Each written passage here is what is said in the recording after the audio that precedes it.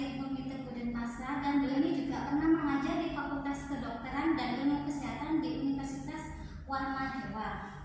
Senang sekali Dok, gimana kabarnya hari ini Dok? Baik, sehat. Saya tersanjung sekali bisa mewawancara dokter hari ini. Sama-sama. Oke, kita langsung lanjut ke pertanyaannya Dok ya. Oke Dok, ini yang pertama ini tentang vegan. Ini banyak sekali yang tanya kepada saya, vegan itu sebenarnya apa sih Dok? Jadi begini, kalau kita berbicara masalah vegan, maka kita berbicara mengenai diet sebagai besar ya.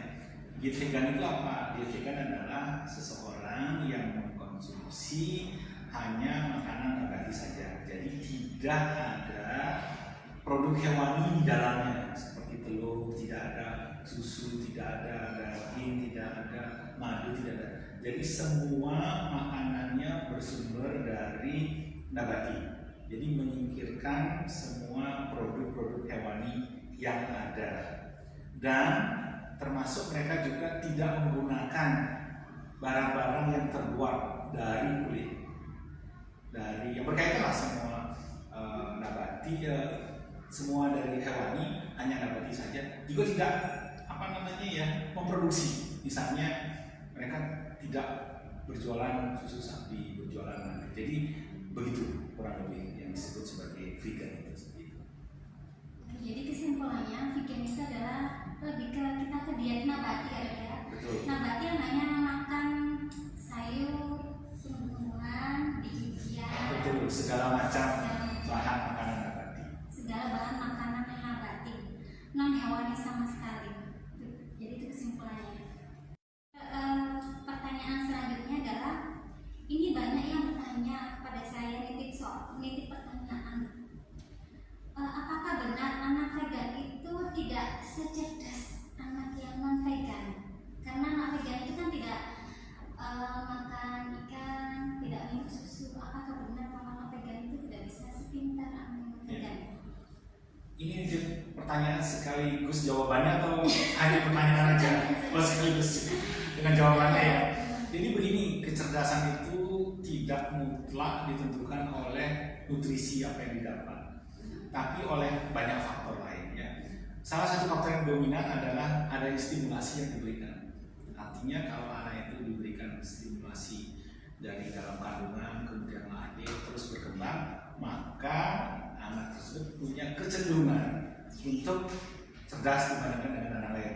Jadi nutrisi bukan satu-satunya faktor. Memang betul ada beberapa anak yang bermasalah dengan nutrisi, maka mengalami gangguan perkembangan otak yang tentu saja mengalami gangguan kecerdasan juga begitu. Tapi secara umum tidak ya, tidak seperti itu. Asal dia misalnya dia vegan, nutrisi cukup, beragam, tidak ada masalah. Oke, jadi kesimpulannya bahwa apakah anak vegan itu tidak secerdas anak yang non vegan itu ternyata adalah mitos, bukan fakta. Oke, ini pertanyaan berikutnya dokter. Mitos atau fakta bahwa anak vegan itu kurang gizi? Ada yang masyarakat yang bilang, oh anaknya jangan vegan karena vegan itu kurang gizi, nanti pertumbuhannya terhambat. Itu mitos atau fakta? Iya, sebenarnya kalau di Indonesia saya belum banyak membaca artikel terkait itu. Tapi yang pasti dari beberapa penelitian di negara maju, Eropa, Amerika gitu ya, normal, nggak ada masalah. Jadi cuman yang jadi masalah itu begini, secara umum orang melihat bahwa anak yang gendut, overweight itu yang nyemplung dianggap anak normal. Jadi ketika melihat anak yang kesannya kayak langsing kurus dianggap gak normal. Nah sayangnya kebanyakan anak-anak yang dengan diet vegan ini masih langsing. Nah itu jadi mindset berpikir bahwa mereka ada masalah, padahal yang benar ya harusnya yang langsing. Jadi harus sesuai dengan kurva pertumbuhannya. Jadi nggak bisa hanya dilihat gitu saja, harus dimasukkan ke kurva pertumbuhan. Itu ke atas, bukan ke samping ya. Nah, betul. Jadi mitos yang mengatakan bahwa anak vegan itu kurang gizi itu berarti salah ya teman-teman.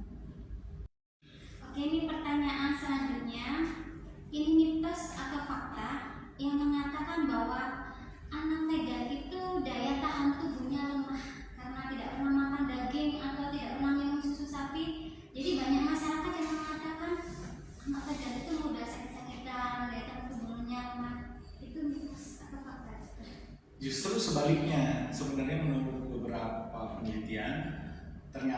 vegan itu akan membantu tumbuhnya ada yang disebut sebagai mikrobiota ya, mikrobiota di usus yang akan mempengaruhi seluruh tubuh termasuk sistem pertahanan tubuh. Justru harusnya anak-anak yang dengan diet vegan ini sistem imunnya berjalan dengan baik karena mikrobiota di ususnya juga baik. Mikrobiota usus itu ditentukan oleh apa yang kita makan, dan makanan yang nabati itu sebenarnya makanan yang paling cocok untuk tubuhnya mikrobiota. Jadi begitu, jadi nggak benar seperti itu. Ya. Oke, jadi kesimpulannya yang mengatakan bahwa anak vegan itu daya tahan tubuhnya itu lemah itu salah ya teman-teman. Justru sebaliknya anak vegan itu justru lebih sehat dibanding anak yang non vegan karena makanan nabati itu mengandung mikrobiota tadi yang justru membuat daya tahan tubuhnya semakin kuat. Jadi pendapat itu tadi ternyata mitosnya itu salah ya teman-teman. Pertanyaan berikutnya ini, asupan apa yang dibutuhkan sebagai sumber imun bagi anak vegan? Kalau menyangkut sistem imun memang ada beberapa faktor juga yang mempengaruhi. Jadi selain nutrisi yang beragam, jadi yang disebut sebagai rainbow food, makanan yang beragam dengan jumlah yang cukup bervariasi begitu akan dapat menjaga sistem imun. Namun harus ingat, harus ada olahraga juga, cukup tidur, dan tidak stres. Nah, itu begitu ya. Oh, satu lagi, anak juga perlu bermain sebenarnya ya. Jadi diusahakan anak mendapatkan semua itu. Gitu. Jadi asupannya kalau dari segi makanan apa saja misalkan? Kalau pada anak vegan, yang penting dia beragam, akan mencukupi kebutuhan nutrisi sehingga mesin-mesin yang ada di otak, di tubuhnya bisa bekerja dengan optimal, termasuk sistem imunnya. Jadi nggak masalah. Jadi sayurnya harus beragam gitu, tidak terus nggak boleh. Harus beragam, setidaknya ada 3-4 macam makanan di dalam satu kali makan itu. Dalam satu hari menunya sama boleh, tapi besok nggak boleh, harus berbeda. Misalnya harus ada satu karbohidrat ditambah dengan 3-4 macam menu lainnya yang mencukupi untuk lemak, protein, vitamin, dan mineral. Dan satu lagi jangan lupa minum air. Nah ini penting pada anak, apalagi situasi kayak begini ya, cuaca misalnya panas atau apa, membutuhkan air lebih banyak. Jadi itu tadi teman-teman jawabannya dari Dokter Ali. Jadi imun yang mempengaruhi kekebalan tubuh anak itu tidak hanya makanan, tapi juga tingkat stres. Anak tadi harus bermain, gitu tadi. Iya, olahraga juga. Olahraga, istirahat itu yang berpengaruh terhadap tidur. Dan cukup tidur juga.